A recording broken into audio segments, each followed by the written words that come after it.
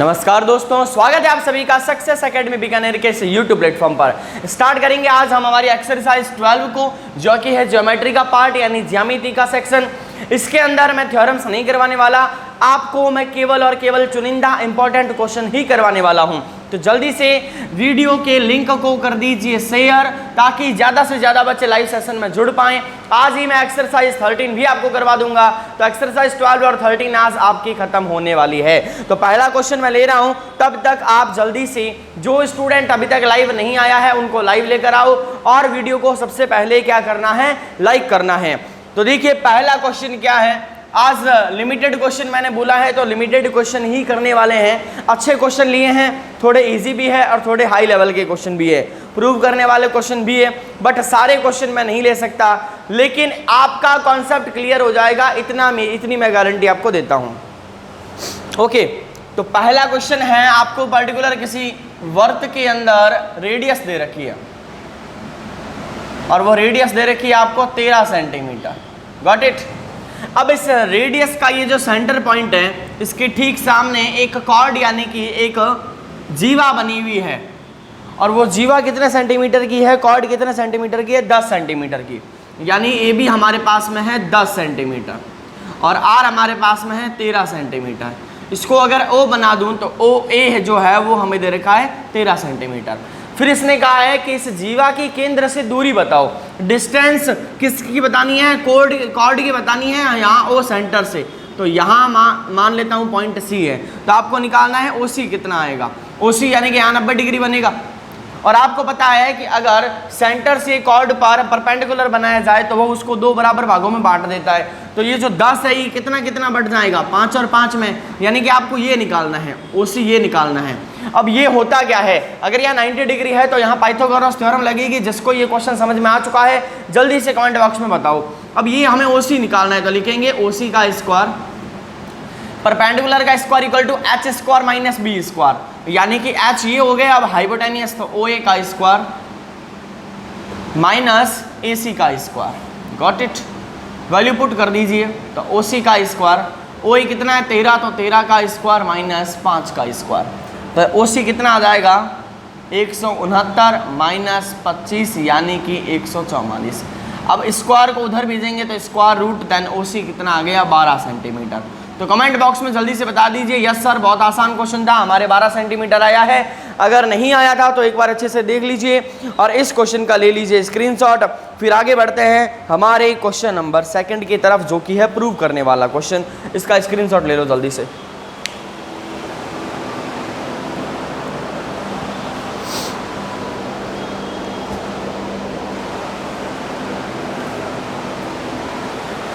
Okay, आगे बढ़ते हैं ताकि मैं ज़्यादा से ज़्यादा क्वेश्चन करवा पाऊँ आपको। स्पीड के साथ में चलेंगे आज। ओके, तो दूसरा क्वेश्चन प्रूव करने का है। अगर आपको आता है तो लिखिए यस सर हमें आता है ये क्वेश्चन, बहुत बार आपने करवाया हुआ भी है।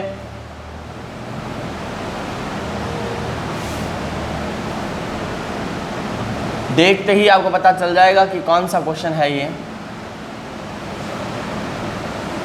2 सर्कल है जिनके 2 सेंटर है, ये O है तो ये O डैश है, ये A है तो ये B है, यहाँ C है तो यहाँ E है, और यहाँ D है।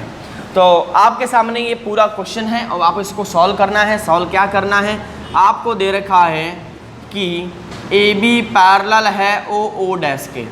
ये पूरी लाइन इस लाइन के पैरेलल है कुछ इस प्रकार से, ये पैरेलल दे रखी है ऐसे। और आपको प्रूव क्या करना है, प्रूव आपको ये करना है कि ए बी जो है वो 2 OO डैश के बराबर है। ये 200 नहीं है, OO डैश है। तो आपके लिए मैं 10 से 15 सेकंड दे रहा हूँ। अगर हो पाता है अच्छी बात है, नहीं होता है मैं सॉल्व करके दिखाऊंगा इस क्वेश्चन को कैसे करना है।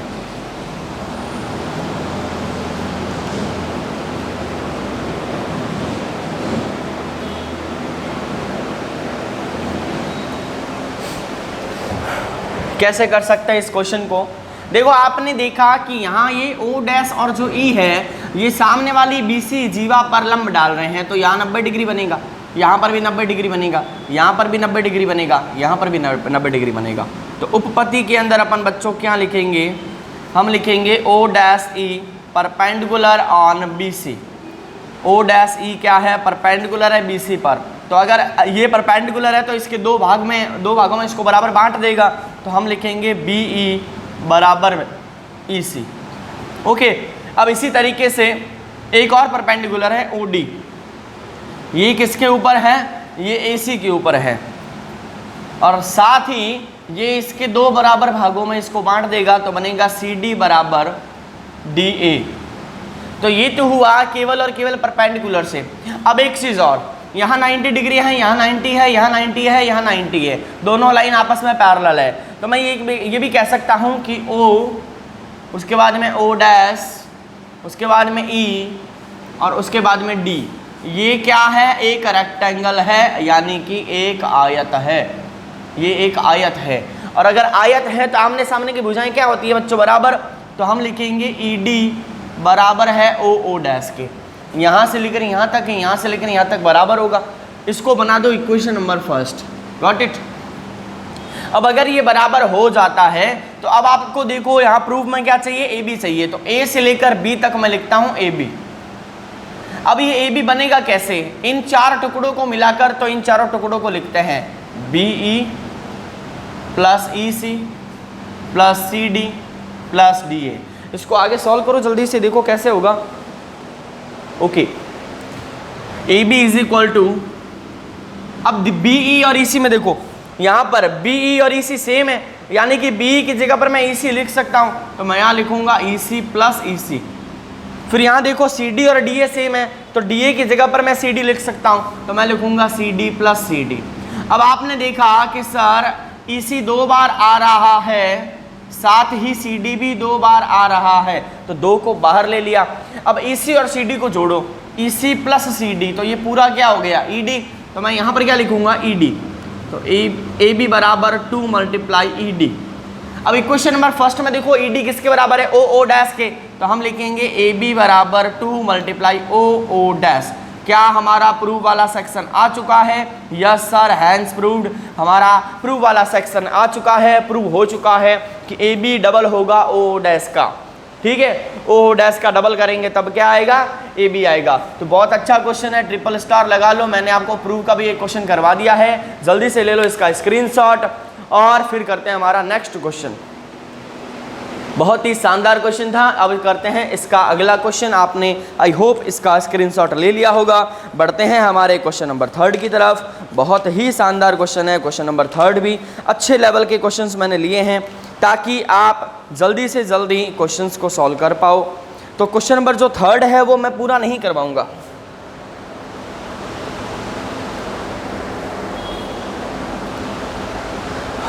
क्वेश्चन नंबर 3 आपको नहीं करवाऊंगा, इसका मतलब ये नहीं कि बिल्कुल भी नहीं करवाऊंगा। क्वेश्चन नंबर 3 आप देखते ही पहचान लोगे कि कैसे करना है उस क्वेश्चन को, और बहुत ही अच्छा क्वेश्चन है। आपके अगर 1 नंबर 2 नंबर का क्वेश्चन बना एक्सरसाइज 12 से तो ये क्वेश्चन ज़रूर पूछा जा सकता है। तो क्वेश्चन नंबर 3 क्या है, आपके सामने एक सर्कल दे रखा है, इस सर्कल से एक AB पॉइंट है, ये वाला AB पॉइंट, ये यहाँ पर O पर, यानी कि इस O पॉइंट पर एक एंगल बना रहा है और हमें ये एंगल AOB फाइंड करना है। एंगल AOB हमें क्या करना है, फाइंड करना है। इसको फाइंड करने के लिए इन्हीं चाप के 2 बिंदुओं यानी A और B से इस वृत्तखंड पर एक और एंगल बन रहा है जो कि है 45 डिग्री। अब आपको पता है कि ये वाला एंगल जो है ACB, इसको डबल करने पर क्या आता है, AOB। तो AOB को निकालने का तरीका क्या होता है बच्चों, डबल कर दो ACB को, तो ये ACB, देखो बुक में कोई भी नाम हो सकता है, AOC ACB, आपको फर्क नहीं पड़ता, कॉन्सेप्ट आपको आना चाहिए। तो एंगल AOB कितना आ जाएगा बच्चों, 2 मल्टीप्लाई 45, यानी कि एंगल AOB आएगा 90 डिग्री। मैंने पूरा करवा दिया है, अच्छे से देख लो। इस टाइप का भी क्वेश्चन बन सकता है, तो आपको अच्छे से इसको करके आना है। अब एग्जामिनर इसमें नया क्या ऐड कर सकता है, वो यार इस तरीके से एक और पॉइंट दे देगा यहाँ पर E और कहेगा ये निकालो। तो बताइए मुझे इस x की वैल्यू, देखता हूँ कौन कौन इस x का मान बता सकता है। फिर आगे बढ़ेंगे हम हमारे अगले क्वेश्चन की तरफ। इसका आंसर मैं नहीं बताऊंगा, मैं ये देखना चाहता हूँ कमेंट बॉक्स में कितने बच्चे इसका आंसर सही देते हैं। और हिंट क्या है, हिंट है cyclic quadrilateral, cyclic quadrilateral hint है यहाँ पर आपके लिए। इस एक्स को निकालने के लिए साइक्लिक क्वाड्रिलेटरल हिंट है, यानी कि चक्रीय चतुर्भुज हिंट है। अब देखते हैं उस हिंट को आप कैसे यूज करते हो। ओके, तो अब आगे बढ़ते हैं हमारे क्वेश्चन नंबर 4 की तरफ। क्वेश्चन नंबर 4 क्या है, जल्दी से देखिए, इसका आंसर मैं आपसे कमेंट बॉक्स में चाहूँगा। बहुत ही अच्छा क्वेश्चन है और मैं अच्छे लेवल के ही क्वेश्चंस लेकर चल रहा हूँ। मैंने आपको बोला था एक्सरसाइज 12 और 13 दोनों करवाऊंगा, तो मेरी पूरी कोशिश है कि अभी जो क्लास चल रही है इसमें एक्सरसाइज 12 और शाम को हो पाया तो मैं एक्सरसाइज 13 की क्लास भी रख दूंगा। तो सभी बने रहना, क्योंकि अब 1 या 2 दिन का काम और है। और रही बात टेस्ट की, तो मेरी कोशिश ये है कि मैं आपका लाइव टेस्ट लूँ, लाइव इंटरेक्शन के साथ में। अभी लाइव नहीं हूँ, प्रीमियर शो चल रहा है, बट मैं कोशिश मेरी पूरी है कि मैं लाइव ही अब आपके साथ में जुड़ूं। तो मेरी कोशिश है, टेक्निकल टीम भी बनी हुई है, लेकिन आपको अपनी पढ़ाई पर पूरा ध्यान देना है। तो बढ़ते हैं हमारे क्वेश्चन नंबर 4 की तरफ। तो क्वेश्चन नंबर 4 मैं आपके लिए लिख रहा हूं और बना रहा हूं डायग्राम। आप हो पाए तो उसको सॉल्व करने की पूरी कोशिश करना। ये आपके पास में एक सर्कल है जिसका यहाँ पर आप देख पा रहे हो, एक मैंने AOB डायमीटर बना दिया है, फिर यहाँ से लेकर यहाँ तक इस तरीके से लाइंस दे रखी है, ठीक है, और इनके नाम है C और D। इस जगह पर है 130 डिग्री और इसको आगे बढ़ाया गया है, और यहाँ पर है आपके पॉइंट E और C को मिला दिया गया है E से। यहाँ पर ये एक पूरा एंगल बन रहा है, तो आपको इस एंगल की वैल्यू फाइंड करनी है CBE की। ओके, CBE आपको फाइंड करना है और आपको ये 130 दे रखा है, इसके अलावा और कुछ भी नहीं दे रखा। ये एक चीज़ दे रखी है BC बराबर, ये तो आपको निकालना है। गिवन की बात करें तो आपको BC बराबर दे रखा है BE के, यानी ये और ये बराबर हैं। चलो, आपके पास में है 2 मिनट इस क्वेश्चन को सॉल्व करने का, फिर मैं करवाता हूँ इस क्वेश्चन को कैसे सॉल्व करेंगे हम।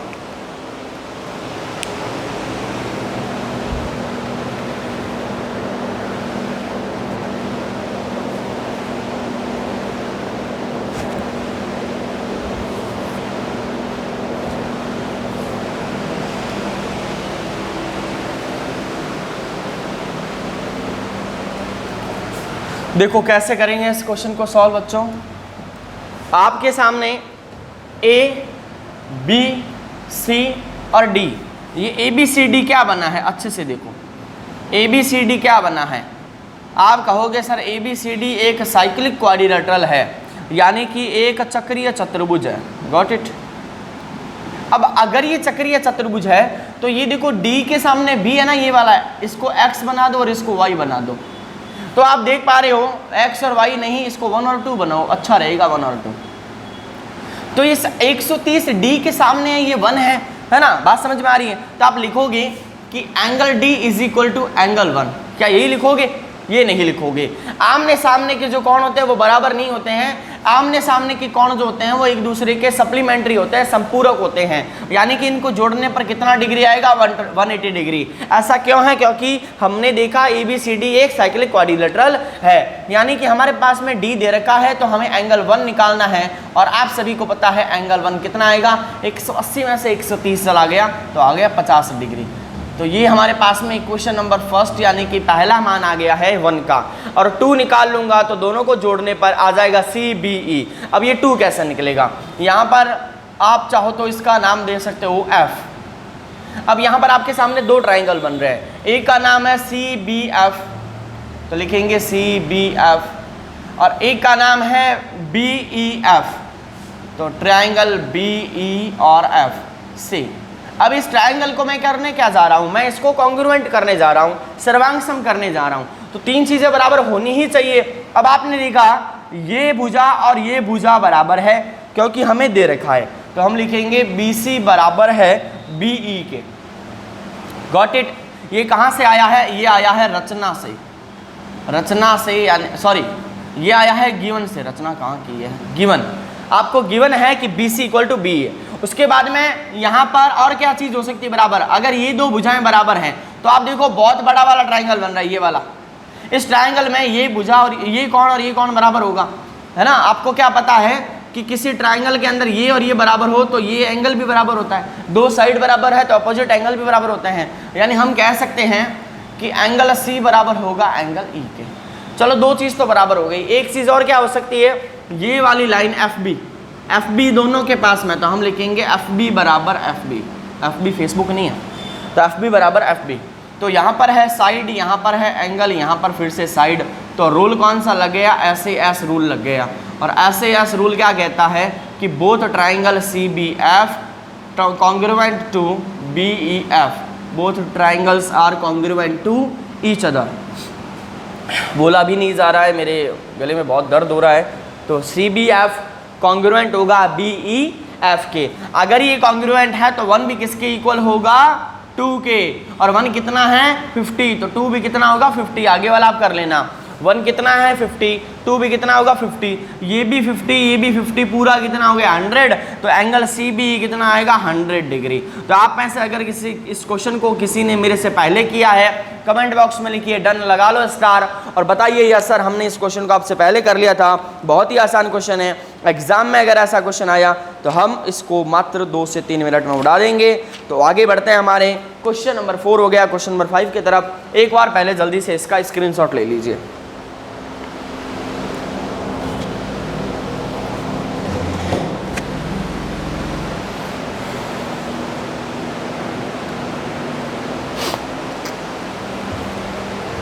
ओके, अगला क्वेश्चन, क्वेश्चन नंबर 5।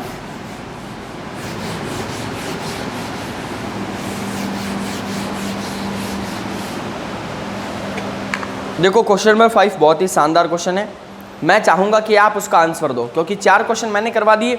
अब अगला जो क्वेश्चन है आप खुद उसको सॉल्व करके बताओगे क्या आंसर आने वाला है। मैं केवल आंसर बताने वाला हूं और तरीका बताने वाला हूं। Got it. और आप में से मुझे पता है कुछ बच्चों को ये तरीका बहुत अच्छा लगता है कि सर आप क्वेश्चन दे दिया करो और हम उसका आंसर बताएंगे। तो आपके सामने जो क्वेश्चन है वो कुछ इस प्रकार से है कि आपको एक दे रखा है सर्कल इस प्रकार से, और इसके अंदर ये एक बना हुआ है साइक्लिक क्वाड्रिलेटरल। बच्चों को ये डायग्राम देखते ही बहुत अच्छा लगता है, क्योंकि उनको पता है आगे क्या होने वाला है। ABCD इनका नाम है, तो A B C और D। मैं केवल आंसर बताऊंगा, आपको पूरा सॉल्यूशन करना है। D दे रखा है 2x + 4, ये देखते ही अब आप समझ गए होंगे करना क्या है। और ये दे रखा है x + 10, C का मान, ठीक है। ये 4 जो है ना, ये 4 10 ये डिग्री है, ध्यान रखना। 5y + 5, 5y + 5। अब ये जो सिंगल 5 है ये डिग्री है, ये सिंगल 4 जो है ये डिग्री है, और यहाँ पर 10 ये डिग्री है, ध्यान रखना। और एक है 4y - 4, यहाँ पर 4y - 4। अब आपको अच्छे से दिखाई दे रहा है कि फाइंड क्या करना है। फाइंड करना है आपको x और y, केवल x और y। तो मैं चाहूंगा जल्दी से आप बताओ x और y कितना कितना आएगा। x और y का मान बताना है। इसमें आपके लिए हिंट क्या है, अपोजिट एंगल्स को ऐड करने पर, अपोजिट एंगल्स को ऐड करने पर 180 डिग्री आता है। ये आपके लिए हिंट है। यहाँ से पहली क्वेश्चन बनेगी, यहाँ से दूसरी क्वेश्चन बनेगी, दोनों को सॉल्व करेंगे इस तरीके से और आंसर आ जाएगा x और y का। तो बताइए x कितना आएगा और y कितना आएगा। आपके सामने क्वेश्चन है, जल्दी से इसको सॉल्व करिए बच्चों। बहुत ही प्यारा क्वेश्चन है, एग्जाम में आने लायक क्वेश्चन है। x कितना आएगा और y कितना आएगा, जल्दी से बताइए। फिर ऐसा एक और क्वेश्चन आपको मैं देने वाला हूं।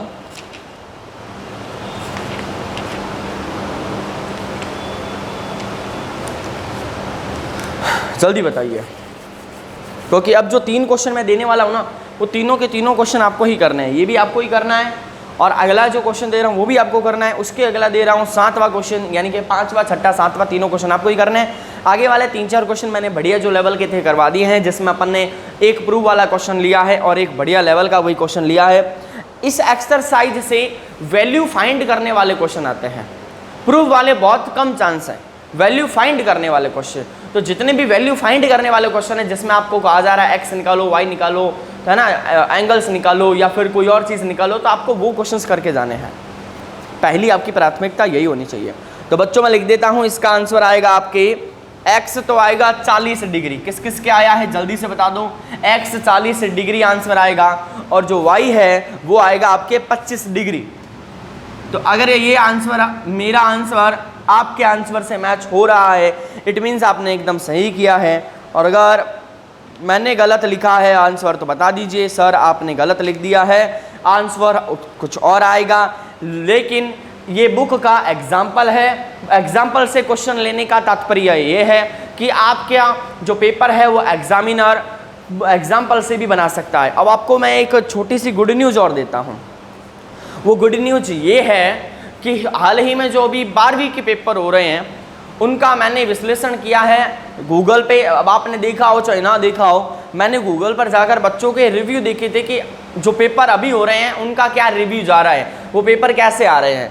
तो मोस्ट ऑफ द स्टूडेंट्स ने ये कहा है कि सबसे ज़्यादा इजी क्वेश्चंस और इजी पेपर अब आ रहे हैं, क्योंकि 12वीं के जो 2-3 पेपर बचे हुए थे बच्चों के अलग अलग स्ट्रीम में, साइंस वालों का और या फिर कोई और, तो उसमें वो कह रहे हैं पेपर बहुत ईजी आ रहा है। तो नो डाउट आपका पेपर भी इजी आएगा, ये पहली बात है। दूसरी बात, आपका पेपर जो है वो मैथ का होने वाला है, तो मैथ के पेपर में गलतियां होने के चांसेस ज़्यादा हैं। आपसे गलतियां नहीं, उनसे गलतियां क्या हो सकती हैं कि वो क्वेश्चन गलत छाप सकते हैं। तो बच्चों आपको ध्यान क्या रखना है, आपके सामने मान लो ये क्वेश्चन है, पेपर में ये क्वेश्चन है, ठीक है, बट आपको याद है कि यहाँ पर x नहीं था, यहाँ पर, या फिर मान लो यहाँ 10 नहीं था, यहाँ 15 था, तो आपको वहाँ पर अपनी मर्जी से 15 नहीं करना है, क्योंकि एग्जामिनर ने यहाँ पर 10 ही दिया है, तो आपको 10 मानकर ही चलना है। ये बात मैं बार बार कह रहा हूँ, ये गलती मत करना, क्योंकि क्या पता अगर यहाँ पर 15 हो और एग्जामिनर ने गलती से 10 कर दिया हो तो अगले दिन अखबार में पता चल जाएगा कि बच्चों को बोनस मिलेगा, इस प्रकार की गलती पेपर में पाई गई है। लेकिन उस चक्कर में क्या पता ये भी हो कि एग्जामिनर ने यहाँ 10 ही दिया हो, बात समझ में आ रही है, और वो चाहता हो कि आपका आंसर यही आए और आप 15 से करके आ जाओगे, आंसर कुछ और आएगा, फिर रोओगे आके। ये नहीं करना है। दूसरी चीज़, पेपर को बार बार कहता हूँ पूरा नहीं देखना है, ना ही घबराना है, बहुत ही ज़्यादा आसान पेपर आएगा, इसकी मैं गारंटी देता हूँ आपको। बिना पेपर देखे, बिना इधर उधर मैंने बात किए, मैं आपको बता रहा हूँ पेपर आपका इजी आएगा, क्योंकि अभी जो कंडीशन चल रही है उसको देखकर ये भी लग सकता है कि आपका जो पहले पेपर होने वाला था, जो पहले प्रिंट हो चुका था, वो ना होकर दूसरा पेपर करवाया जाए। ऐसी भी भ्रांतियां सामने आ रही हैं, बट हमें इन सब बातों में नहीं भी जाना है, हमें अपनी पढ़ाई पर ध्यान देना है। लेकिन आपके मेंटल पावर को मैं एक बार बता देता हूं कि आप ज़्यादा कन्फ्यूजन में ना जाओ, आपका पेपर जो है वो आसान आएगा, डिमोटिवेट नहीं होना है, आपको अच्छी तरीके से पढ़ाई करनी है, अपनी मेरिट पर खेलना है। ना तो ऐसा है कि जो प्रश्नावली नहीं आती उसके पीछे भागो, अब जो प्रश्नावली नहीं आती है उसको छोड़ दो, जो आती है उसको ही बार बार करके जाओ, ताकि आपके नंबर सिक्योर रहे, वरना जो आता है वो भी दिमाग से उड़ जाएगा। तो बच्चों मैंने आपको इंस्ट्रक्शन दे दिए हैं। रही बात प्रिकॉशंस की, तो आप चाहे वहाँ पर देखो, जो मेरी सिस्टर है 12th का पेपर देकर आई है, तो कहीं कहीं स्कूलों में ये प्रॉब्लम थी, कहीं कहीं पर नहीं है, तो उसकी स्कूल में प्रॉब्लम नहीं थी। कम से कम 3 से 4 बार सैनिटाइज़र करवाया गया, उनकी स्क्रीनिंग भी हुई थी।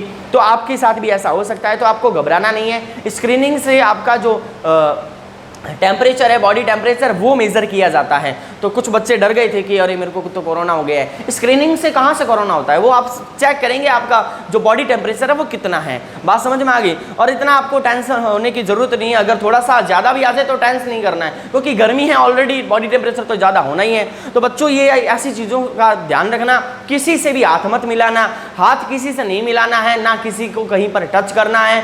अपनी सामान का खुद को ध्यान रखना है, खुद की पेंसिल वगैरह किसी को नहीं देनी है, पेन पेंसिल स्केल कुछ भी किसी को नहीं देना है, इस बात का ध्यान रखना है ना। और अगर मैं आसान शब्दों में और मजाक के तौर पर समझाना चाहूँ तो ये है कि आप ये समझो कि आपको छोड़कर सबको कोरोना है और आपको उनसे दूर रहना है, तभी स्वस्थ रहोगे और सही तरीके से पेपर देकर आओगे। बच्चों मजाक में समझाया है, सीरियस मत हो जाना, ठीक है। तो आपको इन चीज़ों का भी ध्यान रखना है। सैनिटाइजर खुद की छोटी एक शीशी आती है, वो लेकर ज़रूर जाना, बाई चांस वहाँ पर अवेलेबल ना हो। कई बार गवर्नमेंट की जो सर्विसेज होती है वो सही तरीके से अवेलेबल नहीं हो पाती है, बट आपको अपनी सुरक्षा साथ में रखनी है, सैनिटाइजर लेकर जाना है। और बार बार कह रहा हूँ, किसी को भी कुछ भी सामान नहीं देना, ना ही हाथ मिलाना है। बात भी करो, अगर किसी से पेपर डिस्कस भी करो तो आपकी दूरी कम से कम 2 से 3 मीटर की होनी चाहिए। और वैसे घर जाकर भी फ़ोन पर भी आप अपने पेपर को डिस्कस कर सकते हो। बात समझ में आ गई। तो ये सब नहीं करना है, मैंने सारी चीज़ें आपको बता दी है। बच्चे कह रहे थे कि सर आप ये भी चीज़ें आप थोड़ा बता दिया करो, तो मैंने बता दी है। अगले क्वेश्चन की तरफ चलते हैं। ये हमारा लास्ट क्वेश्चन होगा और ये बहुत ही ईजी क्वेश्चन है। देखो लास्ट तो नहीं है, मैंने 6 और 7 बोला था, बट 6 वाला जो क्वेश्चन है वो इसके जैसा ही है। यहाँ पर लिखा हुआ है 2x, फिर है y, फिर है 2y, फिर है 3x, तो आप निकाल सकते हो। तो वो नहीं लेकर मैं सीधा क्वेश्चन नंबर 7 की तरफ बढ़ रहा हूँ। 5 के बाद में 6 स्किप कर दिया है, 7 की तरफ बढ़ रहा हूँ। ओके, तो क्वेश्चन नंबर 7 क्या है देखिए। आई होप आपने इस क्वेश्चन को कर लिया होगा। तो मुझे ये सारी बातें आपको बतानी थी जो मैंने आपको बता दी हैं बच्चों, तो आपको ध्यान रखना है थोड़ा। ओके, तो क्वेश्चन क्या है देखो, देखते ही कर दोगे मुझे पता है, क्योंकि ये ऐसे क्वेश्चंस हैं आपने बहुत बार कर लिए हैं।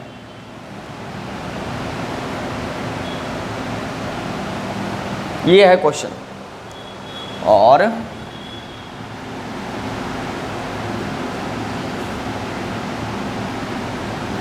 आप ही करके दिखाओगे, मैं नहीं करूँगा।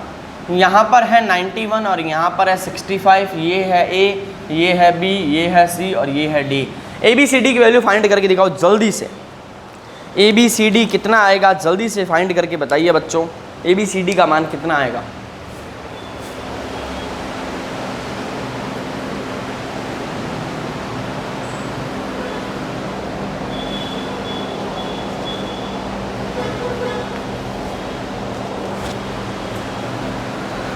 ए बी सी डी कितना आएगा। आपने एक थ्योरम जैसी पढ़ी थी, एक रूल पढ़ा था कि एक सर्कल जिसमें होता है एक साइक्लिक क्वाड्रिलेटरल, उसकी एक भुजा को बढ़ा दिया जाए तो बाहर बनेगा एक बहिष्कोण यानी कि एक्सटीरियर एंगल, वो अंदर वाले इस एंगल के बराबर होता है। मान लो यहाँ 50 डिग्री है तो यहाँ पर 50 डिग्री, तो यहाँ बच्चों 91 है तो यहाँ पर भी कितना होगा 91, और यहाँ 65 है तो यहाँ कितना होगा 65। भाई अगर ये इसके बराबर है तो इसने क्या बिगाड़ा है, ये इसके बराबर हो जाएगा, है ना। समझ में आ रही बात। तो ये तो आ गए। अब इनको निकालने का क्या तरीका है, ये भी पूरा साइक्लिक क्वाड्रिलेटरल है, तो इन दोनों को प्लस करने पर 180 और इन दोनों को प्लस करने पर 180, तो 180 से माइनस कर देंगे, दोनों को आंसर आ जाएगा। तो मैंने आपको 2 आंसर बता दिए हैं, बी और डी कितना कितना आएगा 180 से माइनस कर करके बताओ जल्दी से। और बच्चों ये थी आपके एक्सरसाइज 12। मेरी पूरी कोशिश है कि शाम को ही आपको मैं एक्सरसाइज 13 भी करवा दूं। एक्सरसाइज 13 इंपॉर्टेंट एक्सरसाइज है, 12 इंपॉर्टेंट एक्सरसाइज है। देख लीजिए, मैंने कोई भी आसान क्वेश्चन नहीं लिया, मैंने वो क्वेश्चन लिए जो एग्जाम में आए हुए हैं। आया हुआ क्वेश्चन है, बहुत बच्चों को पता है ये क्वेश्चन आया हुआ है, कोई ज़रूरी नहीं कि वापस नहीं आएगा, आ सकता है, क्या पता वैल्यू सेम करके दे सकता है। आरबीएससी का कोई भरोसा नहीं है, ऐसा कोई पैटर्न नहीं है कि जो पहले पूछ लिया गया है वो अब आएगा नहीं। बहुत बार ऐसा हुआ है कि क्वेश्चन रिपीट भी हुआ है। तो बच्चों आपको वो क्वेश्चंस भी करने हैं जो आए हुए हैं, साथ ही मैंने इजी क्वेश्चन, साथ ही प्रूव वाले क्वेश्चंस, तो लगभग मैंने आज आपको 7 क्वेश्चन करवाए हैं। अगर इनके जैसे क्वेश्चन भी देखे जाए तो लगभग 14 क्वेश्चन आपने कर लिए हैं, है ना। इसके जैसे यानी कि अब जैसे इससे पहले जो क्वेश्चन करवाया था उसका पैटर्न आपको मैंने बता दिया था कि साइक्लिक क्वाड्रिलेटरल में आपको एक्स और वाई कैसे निकालना आपसे पूछा जा सकता है। तो बच्चों इसी तरीके से पढ़ाई करते रहो। एक्सरसाइज 12 और 13 ये 2 आज हो जाएगी। कोशिश मेरी यह है कि कल भी क्लास रखी जाए, और जो भी हमारा शेड्यूल था अब इसको हटा दो। आपका जो मैंने part A B C D का अलग से एक टेस्ट और बोला था कि मैं लूँगा, उस पर मैं थोड़ा विचार विमर्श कर रहा हूँ। मेरी कोशिश ये है कि मैं आपका वो लाइव टेस्ट लूँ, तो टेक्निकल टीम का सहयोग बना हुआ है। अगर थोड़ी सी भी व्यवस्था बनी लाइव सेशन की तो लाइव टेस्ट होगा जिसमें मुझे पता चलेगा कि कौन कितने जल्दी आंसर दे रहा है। अभी तो रिकॉर्डेड सेशन चल रहा है, ओके, बट उसमें लाइव सेशन होगा। मैं आपके सामने क्वेश्चन रखूंगा, आपको सिर्फ आंसर देना है, जल्दी से जल्दी उसका आंसर देना है। पूरा पेपर तैयार करके लेकर आऊँगा मैं, तो उस लाइव सेशन के अंदर आपको ज़्यादा से ज़्यादा बच्चों को जोड़ना है। ओके, तो फिलहाल अभी के लिए बहुत बहुत धन्यवाद। घर पर रहो, स्वस्थ रहो, मस्त रहो।